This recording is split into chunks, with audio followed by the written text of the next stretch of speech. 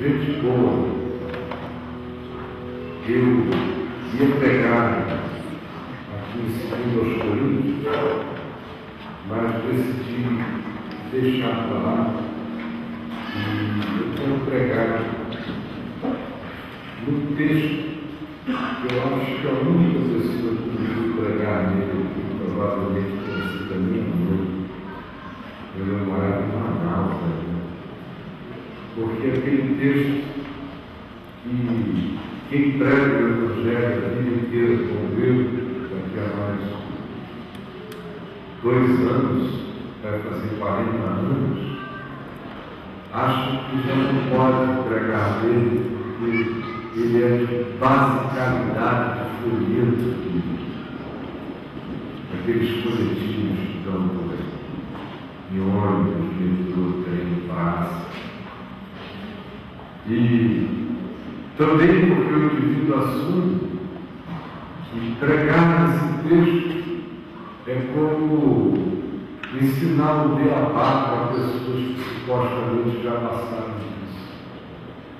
E também porque a maioria, num convencimento patético, numa atitude absolutamente estranha, de presunção, de arrogância mental, espiritual e informativa, julga que já passou disso também, desde os primórdios, que é um negócio que ficou para reserva técnica de museu no dia que não tenha nada para exibir. É um texto paleontológico na percepção da maioria de nós.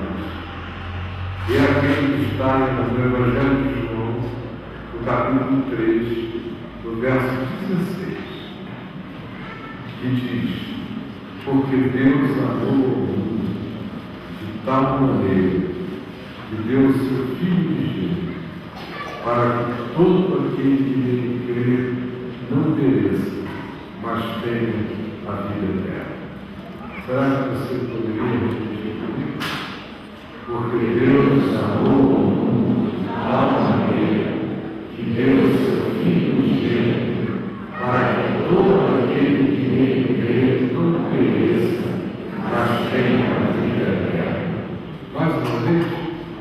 Porque Deus amou o mundo de tal maneira que deu o seu Filho unigênito, para que todo aquele que nele crê não pereça, mas tenha a vida eterna. Mais uma vez, porque Deus amou o mundo de tal maneira que deu o seu Filho unigênito, para que todo aquele que nele crê não pereça, mas tenha a vida eterna.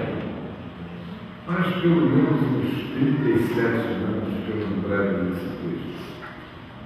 No máximo eu cito assim 3 vezes por ano aqui e ali, porque ele simplesmente brota de mim em algum momento e reprimido. No mais, a maioria de nós sempre tem a impressão de que isso já nem mais faz parte da Escritura, já não faz mais nem parte do Evangelho, já se tornou uma resposta nervosa automática dentro de nós. A gente já o ouve como se nada dissesse, recita como se nada falasse. Não é uma sensação estranha essa?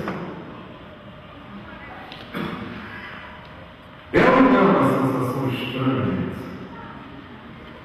de que algo acerca do que já se disse tantas vezes no passado, que se perdesse tudo do Evangelho, mas sobrasse essa referência bíblica, ela em si mesma conteria a essência, os práticos, o significado de todas as coisas, e nós tenhamos, apesar disso, nos tornado incapazes de sentir o seu aroma, a sua fragrância, expostos à sua leitura, temos nos tornado incapazes de sequer outra vez internalizar com alguma emoção grata o que aqui se diz, pelo fato de que se entrou num processo de tanta repetição religiosa, tanta catequese, tanta doutrinação, tanto folhetim, tanto flyer,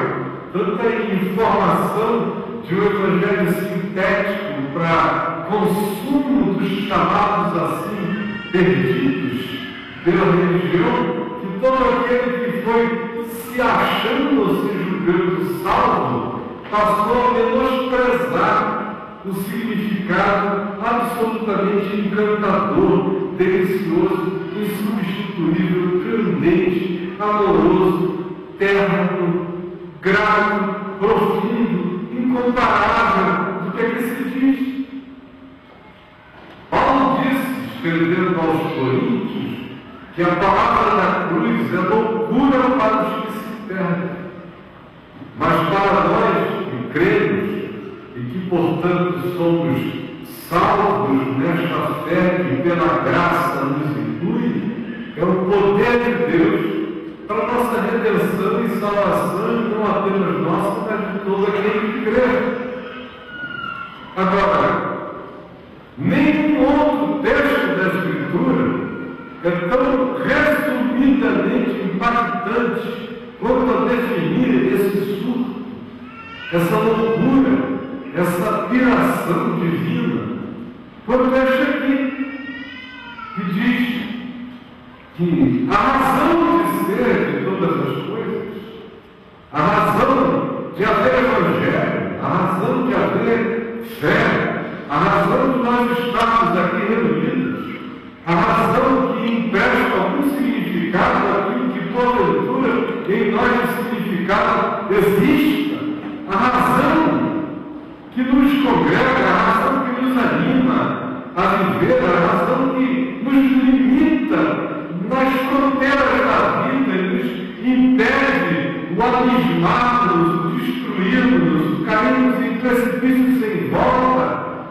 a razão da nossa não loucura, a razão de haver sanidade nas nossas mentes, a razão de nós não nos tornarmos inafetivos, desentendurados, a razão de que em nós existe alguma pulsão fraterna, solidária, generosa, amiga, meiga, inclusiva, graciosa, a razão de nós olharmos para os céus e não pensarmos no cosmos como um vazio absurdo, sem significado e sem explicação, a razão do nosso peito está preenchido com pulsões mínimas de esperança que nos põe no caminho da vida, um dia depois do outro, a razão de nós não morrermos de depressão, de pânico, de tédio, de angústia, de medo, a razão de não surtarmos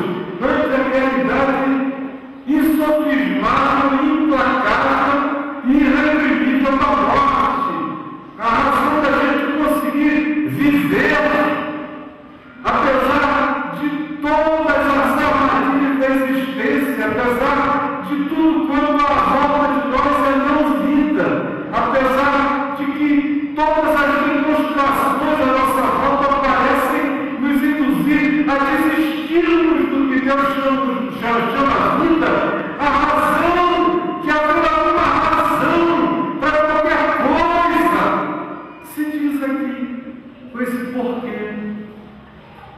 Por quê? Por quê? Porque Deus amou ao mundo. Essa é a razão. Por quê? Essa é a explicação. Não sei para você, para mim, eu não enlouqueci.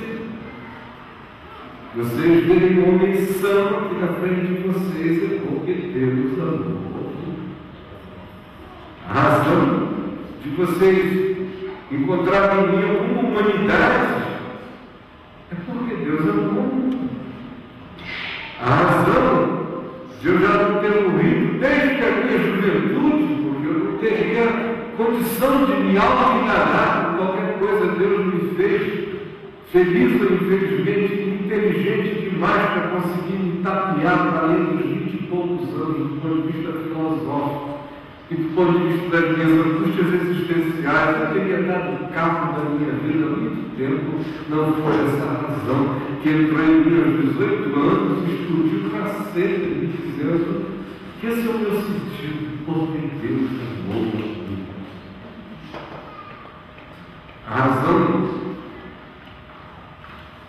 de que a minha vida não tem escolhido qualquer outro caminho, qualquer outra direção, de que ela quer se dedicar até aos últimos suspiros da minha existência na terra, ao Evangelho e à graça que viveu para mim e anunciava a todos, reside aí, neste fato simples, nessa explicação absurda.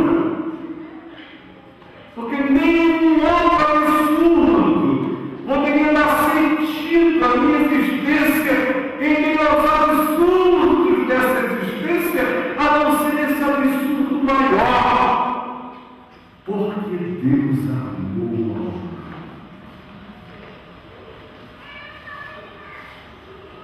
De tal maneira,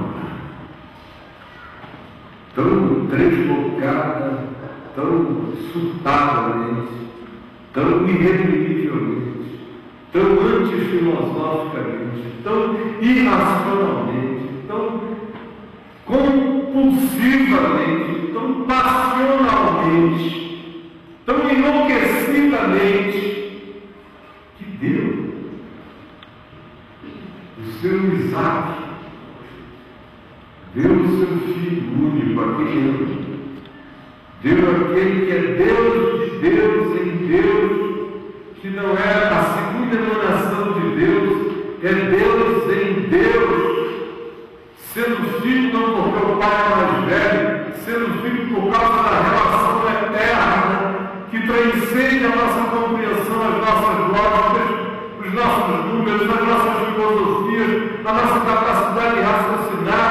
Não são três deuses, é um só Deus, numa relação, numa multirrelação una.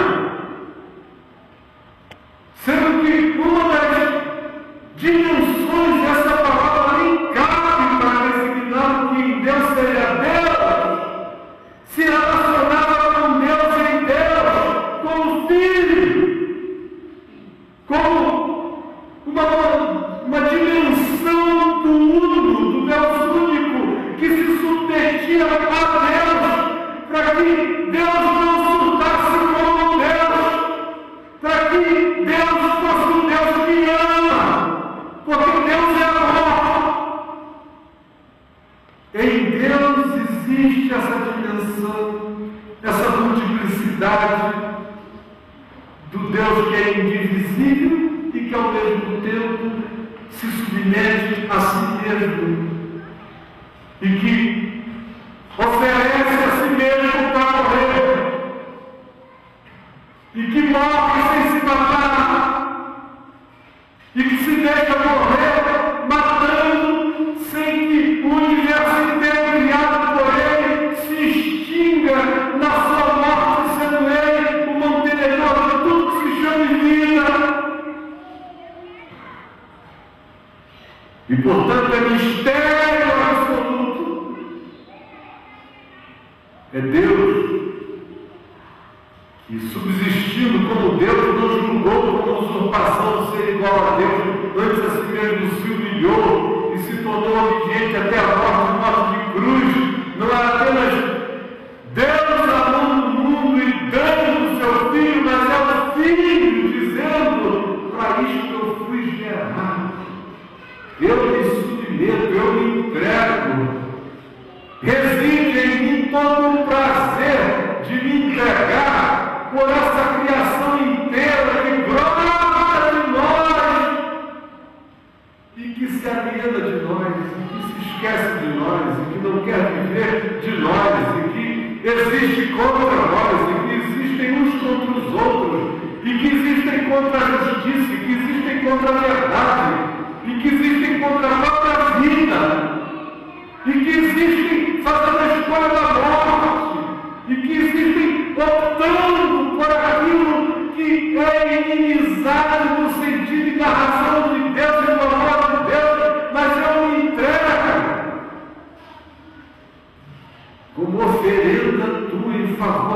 todos eles. Essa é a loucura.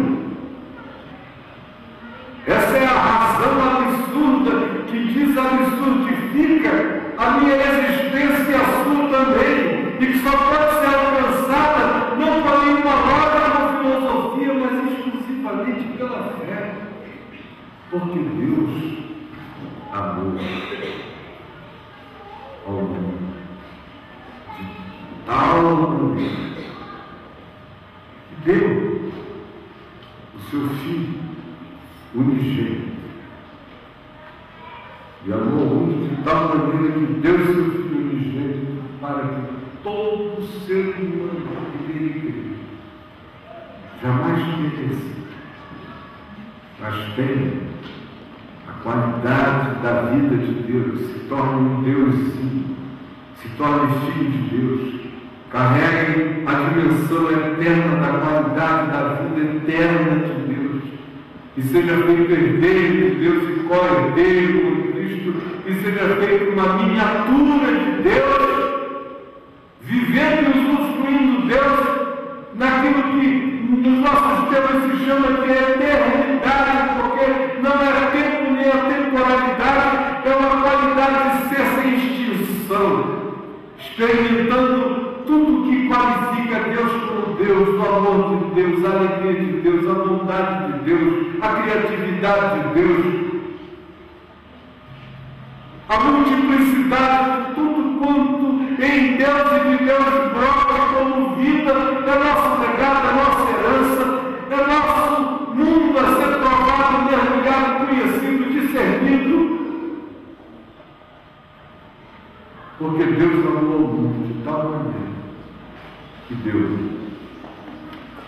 o seu Filho, o Cordeiro eterno, antes da fundação do mundo, que é o Jesus da história, para que todo aquele que nele crê não pereça, mas tenha vida eterna. Agora, o que é mundo? Deus amou o mundo. Aí a gente fica com aquela ideia religiosa, patética, um ente assim de fora, olhando para o planeta, assim, com bilhões e bilhões de galáxias, estrelas, cada galáxia com bilhões e bilhões de planetas e estrelas, com fenômenos acontecendo para todos os lados, de tal modo que as estrelas que eu vejo hoje, a maioria delas já morreu há bilhões de anos atrás. Eu estou assistindo apenas a viagem da luz de entes que já morreram, enquanto outras novas foram criadas e apareceram, e eu ainda nem cheguei a ver, porque era milhões de anos para que a luz de sua criação chegue aqui. Mas a gente fica pensando assim, de maneira minimalista, primitiva, nesse Deus quase criatura, quase um Deus grego, olhando aquele planeta, faz de conta que aqui é a Terra, esse garoto de março, um planeta azul. Aí a decisão é mais ou menos assim, está todo mundo ferrado, tá? E o diabo tem todo mundo sob controle. Então agora, o que eu faço? Isso, um carro feito. Já sei. Vou fazer uma barganha. Vou trocar o mundo pelo meu filho. Filho, desculpa, segura um mano. Aguenta firme. Aqui o diabo, é o diabo. Vai morrer pelo pessoal, porque ele morre um, a gente salva todos. Mas vai lá, meu filho, o que eu posso fazer? Socorro! Mas eu vou, é Deus, eu também sou, mas parece que é uma enganação secundária. Tá bom, eu vou, não esquece de mim, segura a onda, me tira de lá. Me arranca do negócio, hein? Por favor. Mas o meu na cabeça de 90% de nós aqui, esse é um planinho. Essa é a cartilinha. Essa é a coisinha aqui.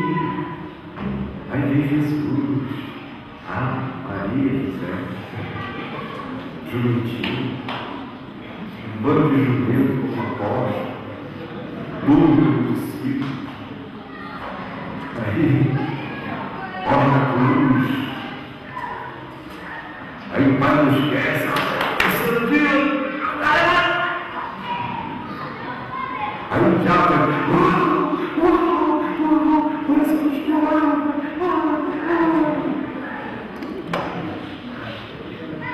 E Deus se apresenta.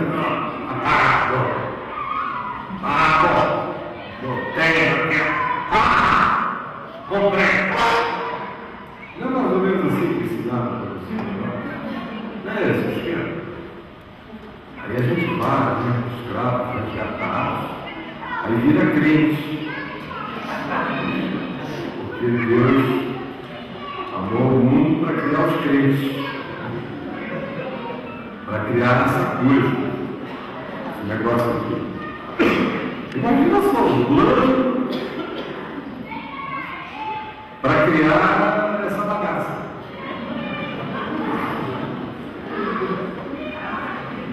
Aí o cara que pensa um pouquinho mais, pelo amor de Deus, eu vou virar budista. Como o Valdir um dia foi, budista é tudo Distrito Federal. Você não tem Deus. Tem um processo que quem for mais esperto se desvincula das materialidade da sofreguidão produzida pelo sentimento egótico e egoísta e autocentrado, que só faz sofrer cada vez mais, e essa dimensão eu preciso morrer para fazer morrer para viver melhor e alcançar pela via da compaixão e das orações e da filosofia da bondade, que é bondade para com os outros e é mortificação egótica para consigo mesmo, uma dimensão de impessoalidade de paz, unidos, mano. É a minha melhor opção. Porque esse planinho, eu estou fora. Deus amou o mundo de tal maneira que resgatou dele esse povo para se reunir domingo à noite. E esse é o sentido das coisas. Imaginem só a falência.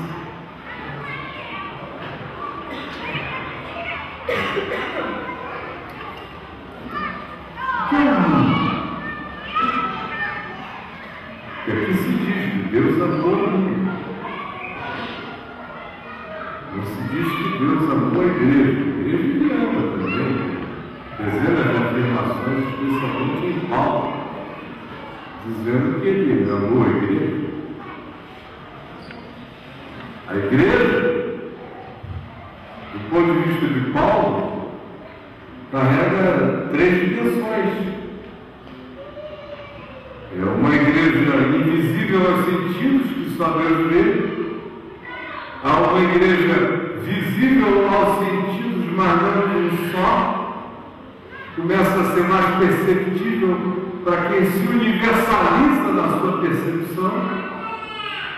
E há aquela igreja que qualquer um pode enxergar, que é feita de gente que se encontra em alguns lugares e ambientes, onde tem gente boa, tem gente nem tanto e tem gente mazinha, e no meio disso tudo ainda tem igreja que faz jus a algum significado de ser igreja, tanto quanto aqueles que são verdadeiros clubes de hipocrisia e de diferença e que são a antítese daquilo que Deus chama igreja, segundo Jesus e segundo o Evangelho.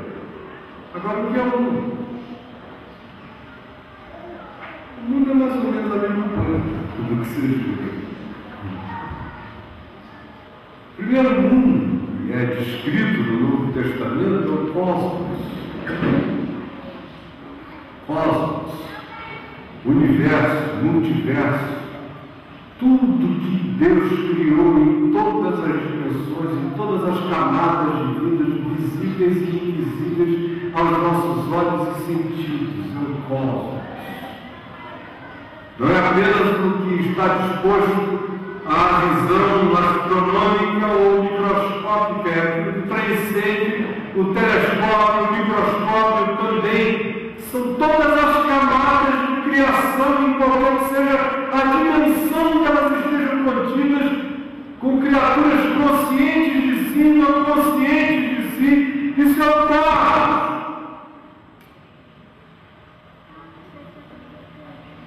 E Deus amou o cosmos. E Deus ama o cosmos. Como Paulo diz, tudo é vosso. Seja o mundo, e ele usa a palavra cosmos. Seja a vida, seja a morte. Deus ama o cosmos. Deus ama quando você assistir no History Channel, aquela série O Universo.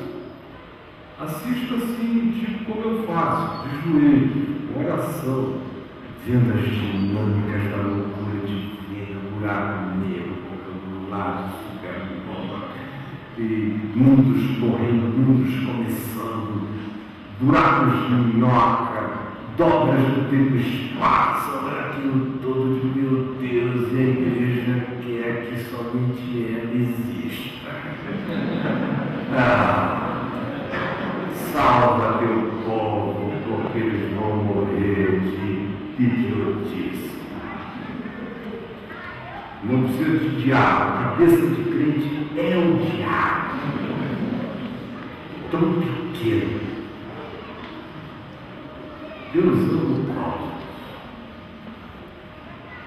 Segunda dimensão de mundo é a humanidade. Toda a humanidade. Eu vejo os caras que ainda carregam doença de crente, religioso no coração. Aí ouvem falar no Dalai Lama. Você está amarrado. Está amarrado você, seu mundano. Fica amarrando o pobre pobre. Está tentando fazer paz em algum lugar, tem pelo menos uma causa nova pela qual viver, você está aí. Vamos paspalhando, não está amarrado no nome de Jesus. Olha, é porque a graça de Deus faz a gente amar esse povo. Porque não é sem sacrifício. Você tem que assumir um estado de santidade apaixonada do Evangelho para amar os crentes. Não é mesmo? Sofre gemidos e compulsões e meu Deus, procura esse povo não vai a lugar nenhum. Não é à toa que o profeta Joel, depois Pedro repete, nos últimos dias, Deus derramaria o seu Espírito sobre toda a carne, e os jovens, os velhos sonhariam, os jovens teriam visões, e os escravos e as escravas profetizariam, e diz assim, até sobre os meus servos e sobre as minhas servas eu derramarei o meu Espírito. Até crente vai receber esse derramamento, porque o povo que dá mais trabalho para receber qualquer coisa. O mundo é cosmos e o mundo é humanidade. Onde quer que você ouça dizer que tem um ser humano, ali tem um mundo que Deus amou. Se você gosta ou não gosta, se você se veste como eles, odeia a vestimenta, ou o cabelo, ou a língua, ou o batuque, ou seja lá o que for, Deus amou o mundo. Amor a mim, amor você, sinceramente, como qualquer outra promessa. Tinha que ser a partir desse nivelamento por baixo. A partir de mim, como fez Paulo, Deus pode amar qualquer um. Deus está condenado a amar qualquer um, sim. Essa é a condenação de Deus. Se Deus me ama, Deus está condenado a qualquer outro ser humano. Eu quero saber se você é hétero, se você é homem, se você você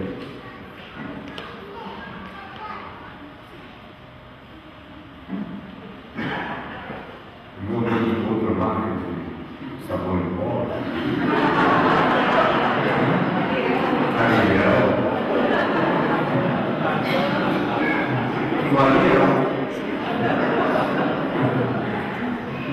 não quer saber. Um cara que diz Deus me ama, ele tem que ser colocado no nível mais baixo da humanidade, como disse Paulo, fiel é a palavra e digna de toda aceitação que Cristo Jesus veio ao mundo salvar os pecadores, dos quais eu sou o principal. Então, se eu amar qualquer um que faz parte mais fácil em minha vida. Humanidade no mundo. Saibam eles de Jesus ou não, se tiverem sido salvos do cristianismo, melhor ainda. Toda a humanidade é objeto de uma coisa de Deus. Imagine agora na Mongólia, tem gente que nunca ouviu falar no nome de Jesus. Estão vivendo coisas que você não pode nem conceber, hábitos domésticos, caseiros, botando fitinha de oração pregada no vento, rodas de oração, e o cara lá pedindo graça ao céu, não sabe nem bem para onde está, mas ele quer. Deus amor.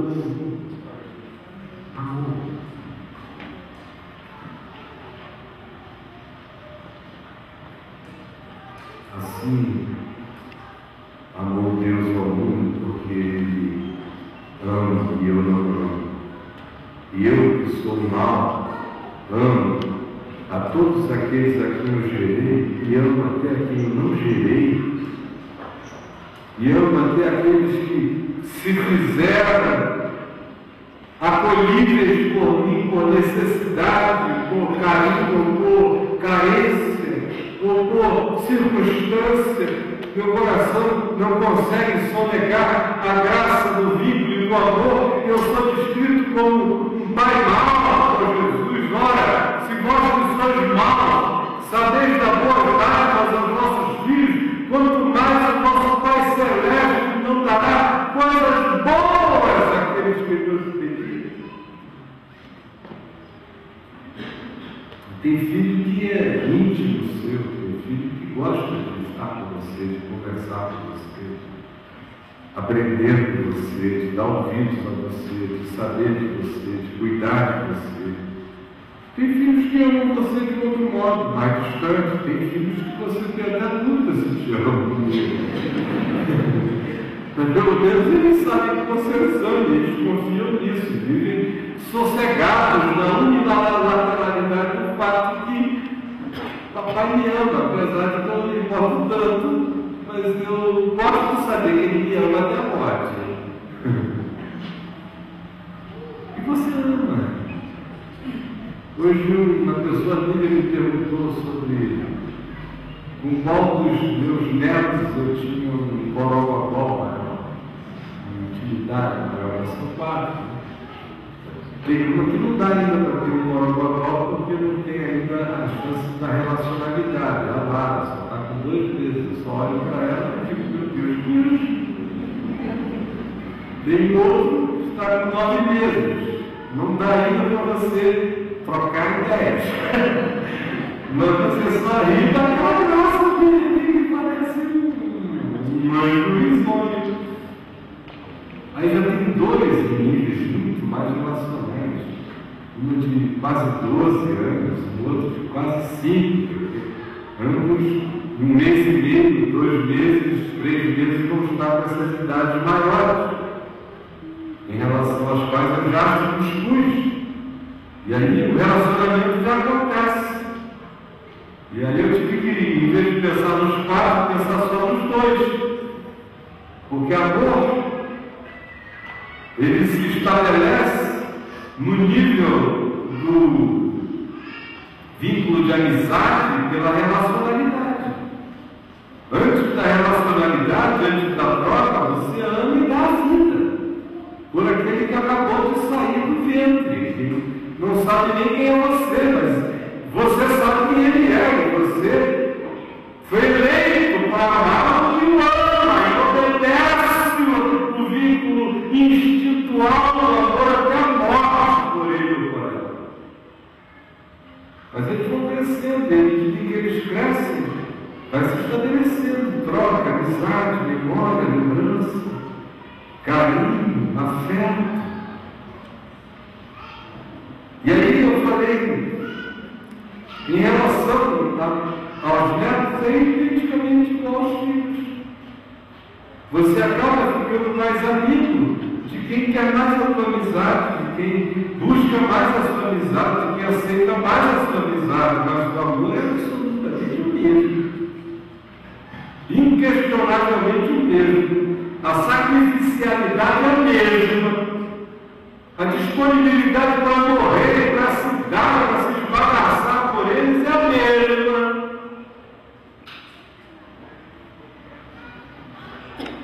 Tem alguns que te provocam prazer pelo reconhecimento que tem na sua pessoa.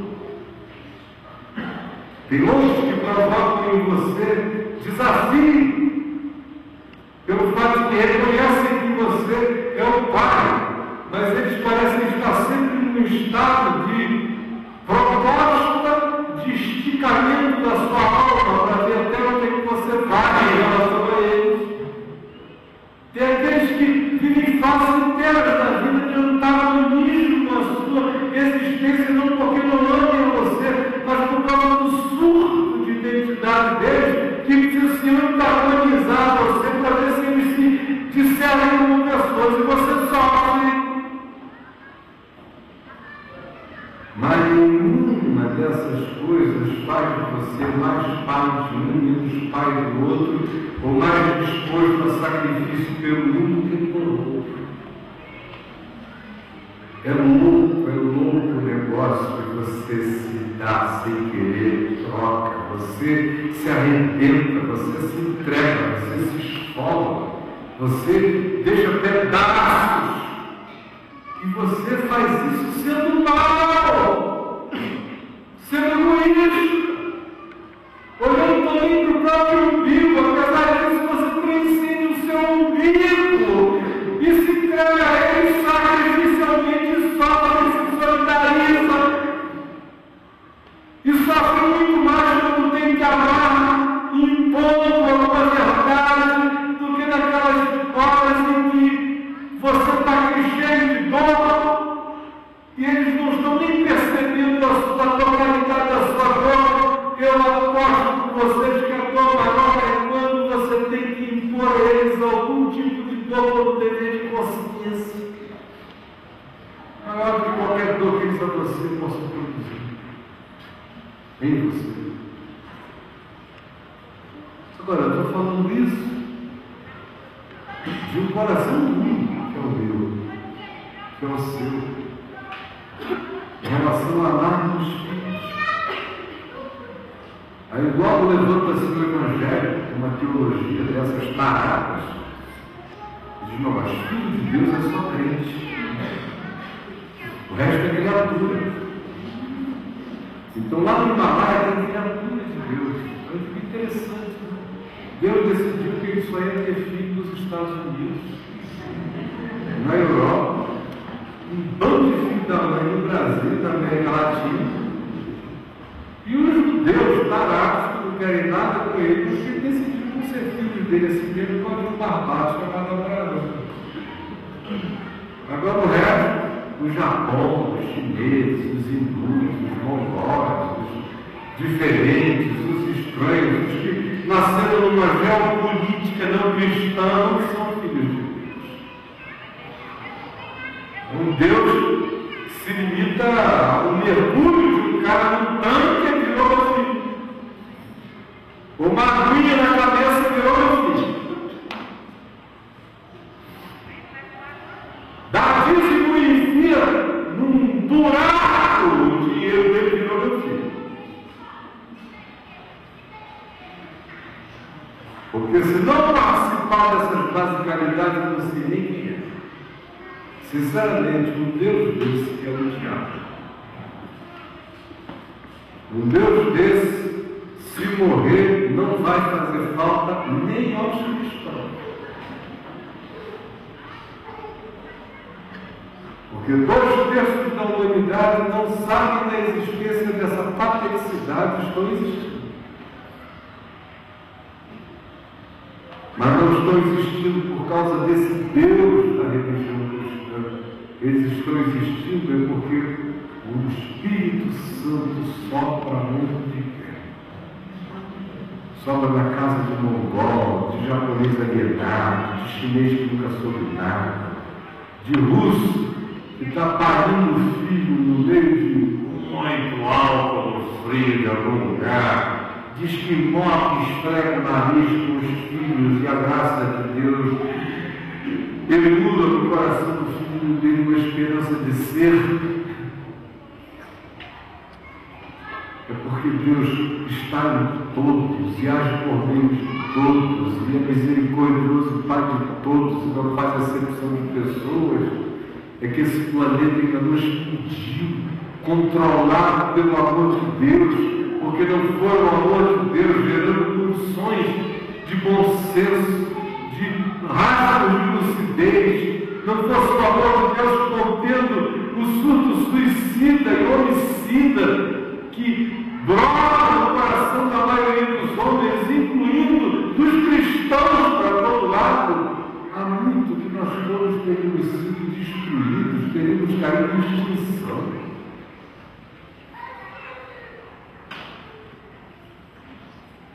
Se fosse o amor de Deus falando em sonhos, falando pela palavra, falando na hora da morte, falando na hora que nasce, falando na hora que uma mãe bota um peito para fora e uma criança suga leite e ela não sabe nem explicar, eu vem brotando com leite, aquela ternura de cuidar, de repetir Deus, ainda que ela não saiba quem é Deus, mas de ser amor de Deus para alguém.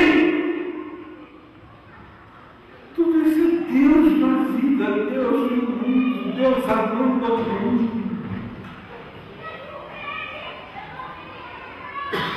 Deus ama a humanidade, apesar da humanidade, como Ele me ama, apesar de mim, como Ele ama você, se você não quiser ir tão longe, apesar da sua desgraça. E tem um terceiro mundo, que não é esse que da América Latina, o terceiro mundo.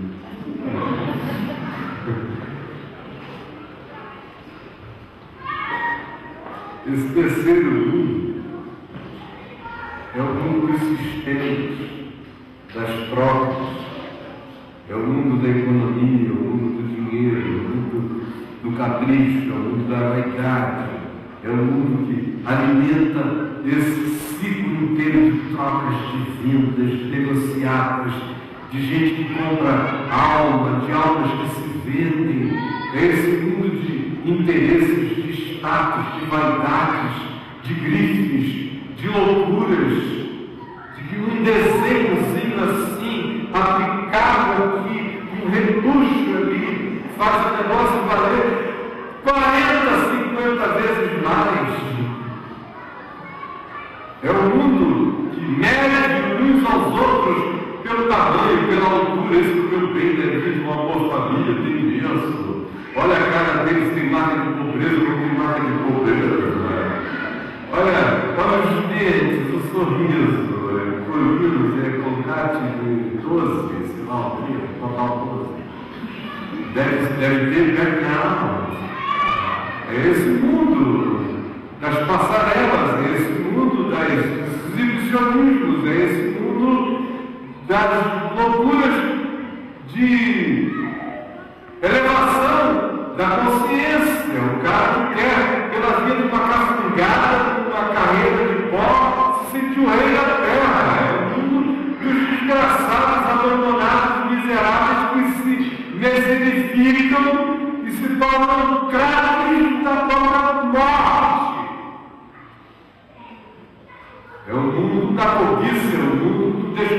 egoísmo, é o mundo da tirania, é o mundo da imposição, é o mundo da objetização do outro, é o mundo do narcisismo, é o mundo do embarramento, é o mundo do sexo que não quer procriar, do encontro que não quer se relacionar, do beijo que não quer virar continuidade, do abraço que não quer construir lar.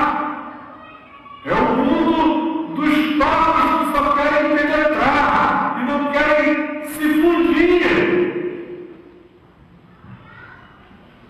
E esse mundo, Deus não ama.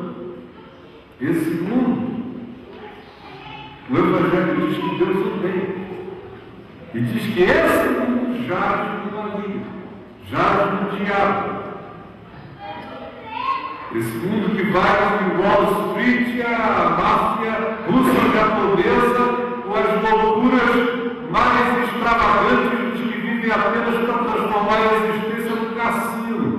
É esse mundo que objetifica o sexo, é esse mundo que desdenha e gargalha de maneira irônica e sórdida do amor, é este mundo que chama de otário a quem quer que queira viver com uma boa consciência diante do próximo, é esse mundo que tornou tudo plástico, é esse mundo que não se contém no seu surto de consumir e que fez do significado do ser uma coisa a ser apresentada pela quantidade de objetos que se tem ou de coisas que se adquira. É esse mundo que julga, é esse mundo que segrega, é esse mundo que aproxima de nós apenas aqueles que pela conveniência dos nossos interesses sejam aproximáveis e que afasta quem quer que não coincida com os interesses imediatos que nos catapultem para posições mais enganadas de fantasia, segundo o surto louvado pela maioria. Esse mundo Deus odeia. Odeia. Mas por esse mundo Jesus também morreu.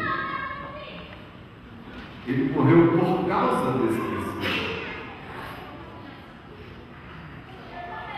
Por esse terceiro mundo que o matou. É feito de política, é feito de interesse, é feito de vantagem, é feito do que se compra, do que se vende, do que se troca, do que se pode, é feito de inveja, é feito de capricho, é feito de ambição, é feito de idolatria, é feito de avareza, é feito de prostituição, é feito de indiferença, é feito de espertalhões, é feito do sentimento egoísta de cada coração e que alimenta indefinidamente esse ciclo, percebendo uns mais, outros menos, outros em estado de total alienação. Esse mundo matou Jesus, esse mundo ergueu a cruz. Embora ele odeie este mundo, ele disse ao Pai, dizendo entre nós: eu não te peço que conquistes do mundo, mas apenas que fomos livres desse mundo mal, do mal que há no mundo, mas ajuda-nos, esses que estão discernindo, entendendo, crendo no teu amor pela vida e no teu amor por eles, esses pelos quais eu estou demonstrando o teu amor até o fim. Eu não te peço que tu os tires, que tu os alienes, ao contrário, ajuda-os, abre os olhos deles, para eles verem que tudo é deles, seja a vida, seja a morte, seja as coisas presentes, seja as coisas por vir. Permite que eles se tornem mais eternurados como pais, mais adoráveis como filhos, mais lúcidos como seres humanos, mais misericordiosos, mais solidários, mais generosos, mais conscientes, mais piedosos. Ao mesmo tempo, eu não te peço que tu os tires, que tu os evadas, que eles entrem em roda de fuga. Ao contrário, permite que eles revidam da tua loucura e que eles amem, mesmo aquilo que a alma deles aborrece, mesmo as obras e os feitos daqueles que, existindo como eles, continuam a persistir e realizar aquilo que o coração deles aborrece, nós permitimos que eles saibam separar as coisas das criaturas, os feitos das pessoas, assim como tu separaste do coitado, ninguém escapará. Por isso eu te peço, não te peço que teus filhos do mundo, mas sim que os livres deste mal que é esse outro mundo.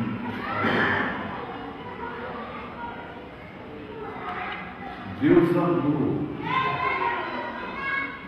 ao mundo em todas as suas dimensões, inclusive loucamente essa dimensão diabólica que ele não amou, porque aquele que ama essa dimensão é diabólico e o amor do Pai não está nele, mas por amor àqueles que estavam aprisionados a essa condição, ele amou ao mundo radicalmente até a morte. Para que todo aquele que nele crê não pereça, mas tenha. Aí você diz, bom, e aquele pessoal que não crê mesmo? Não creram no cristianismo, não creram ainda nessa soletragem do nome J-E-S-U-S, Jesus. Mas não seja idiota, porque foi Jesus que disse que naqueles dias, aqueles que se sentem hoje filhos do reino, são aqueles que dizem, eu creio, eu recebi, eu fui batizado, eu sei, eu vejo, eu entendi, eu possuo a revelação, eu prego.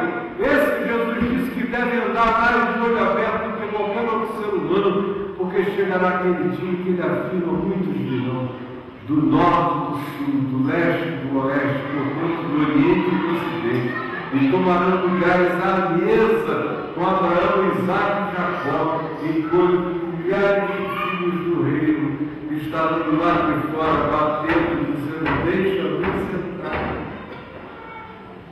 Filhos da informação, filhos do cristianismo, filhos da religião, filhos da soletração do nome de Jesus, que nunca tiveram Deus na vida nem no coração, filhos do mundo, do pior do mundo, do mais vaidoso do mundo, do mais pervertido deles, do mais pervertido, do mais arrogante, que é aquele que designa uns no céu porque pertence ao seu clube VIP, e designa milhões no inferno porque não fazem parte da sua agremiação religiosa.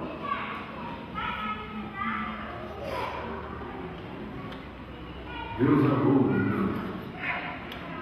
E você vai levar sustos assombrosos. Naquele dia, quando a gente viu o que aconteceu, quando a gente viu o que ilhas remotas, em terras distantes, em lugares inexpugnáveis, inalcançáveis, o que foi que o Espírito Santo falou isso?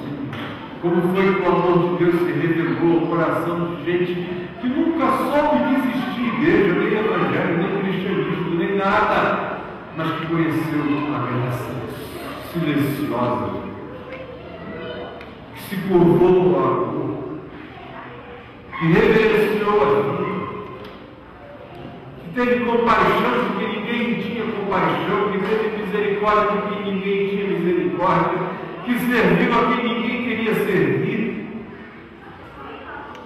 São esses e acerca desses que Jesus diz que naquele dia, no dia do grande susto, ele dirá: vinde, benditos do meu Pai, porque eu tive fome, me deste de comer, eu tive sede, me deste de beber, eu estive nu e me vestiste, eu estive preso e foste ver-me, eu estive aprisionado e foste visitado, eu fui estrangeiro e me acolheste. E eles dirão: quando, Senhor, tivemos nesse estado, nessas circunstâncias? E ele lhes dirá explicitamente: sempre que vocês fizeram isso a um desses pequeninos seres humanos de qualquer nacionalidade, de qualquer etnia, de qualquer grupo religioso, de qualquer que tenha sido a cidadania ou não cidadania, sempre que vocês fizeram isso de maneira despretensiosa, amorável, solidária, compassiva, humana, ali vocês fizeram. Entrem e tomem posse do reino que a minha loucura preparou para vocês desde antes da fundação do mundo. Porque quando eu morria por vocês, eu morria pelos que haviam de saber, e morria também por aqueles que viveriam na terra sem saber explicitamente, mas que me saberiam por uma revelação que transcenderia as informações que os homens nelas se jactam de as possuírem. Tomem posse, porque vocês não tinham a informação, mas vocês agiram seguindo a formação do meu amor. Ao passo de tirar uma quantidade enorme de gente, quanto a vocês, passa rápido, sai daqui. Eu nunca conheci vocês, mas como, Senhor? Como, Senhor? Que negócio é esse que tu conheceu, gente? Vocês conheceram? A gente fez instituto bíblico, a gente fez seminário, a gente fez valor local, a gente ouviu aquele maluco do carro aos domingos, suportamos esse sujeito na vida de Deus. Até porque você não queria que nós afilássemos o caminho da graça, achando que nós tínhamos feito uma grande de consciência. Parar.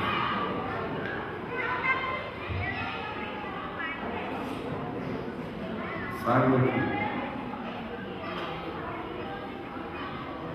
Porque eu andei com fome do lado de vocês não me deram de comer. Eu tive sede junto com vocês não me deram de comer. Eu estive nu e vocês nunca se dispuseram a me assistir. Eu estive enfermo e vocês fugiram de me visitar por aqui. Vocês tinham medo de sentir dor, vocês tinham medo de se importar, vocês tinham medo de se solidarizar. Vocês queriam construir uma redoma para vocês. Eu fui estrangeiro e vocês tiveram medo porque eu era esquisito.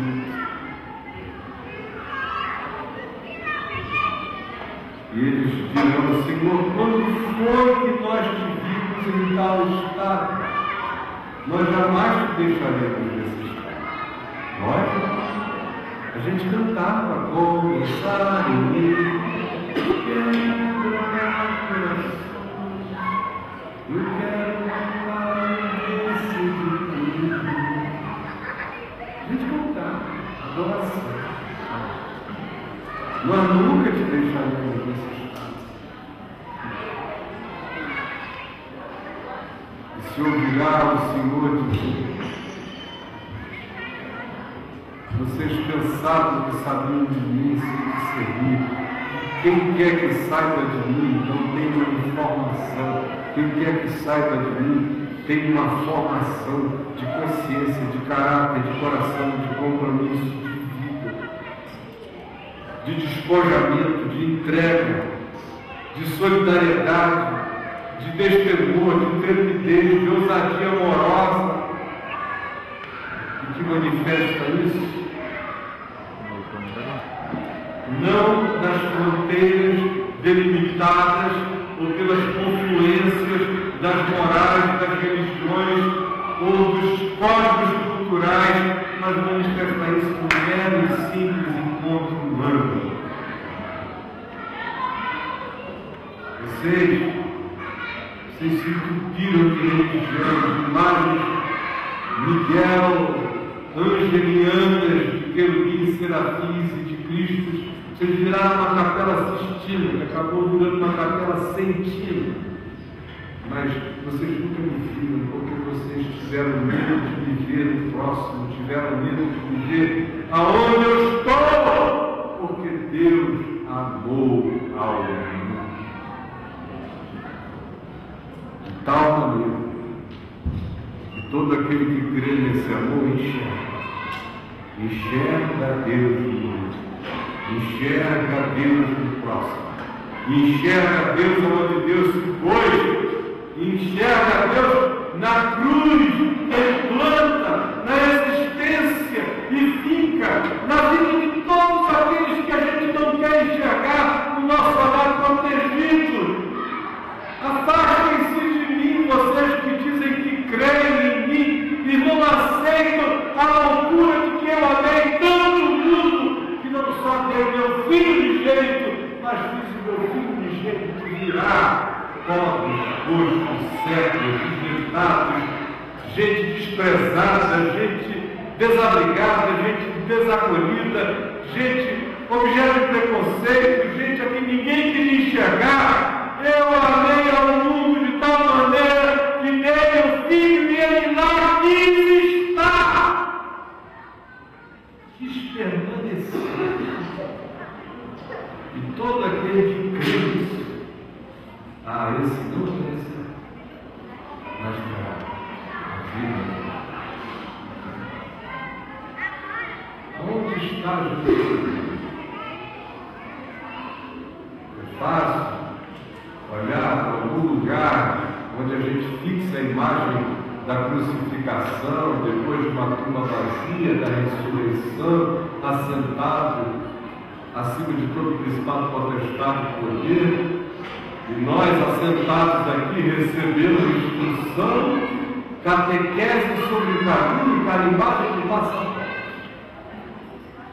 sem discernir que o Cristo da cruz ressuscitou dos mortos, que desceu aos lugares inferiores da terra, foi ao inferno, às marcas, vive a eterna contradição de estar acima de todas as coisas, está no meio de todas as coisas, de transcender a todas as coisas, está imanente de todas as criaturas.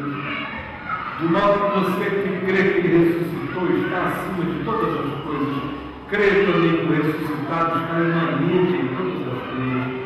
Porque todo aquele que crê, tanto na transcendência quanto na imanência de Deus em todas as coisas de Deus, esse jamais perecerá, mas quem crê.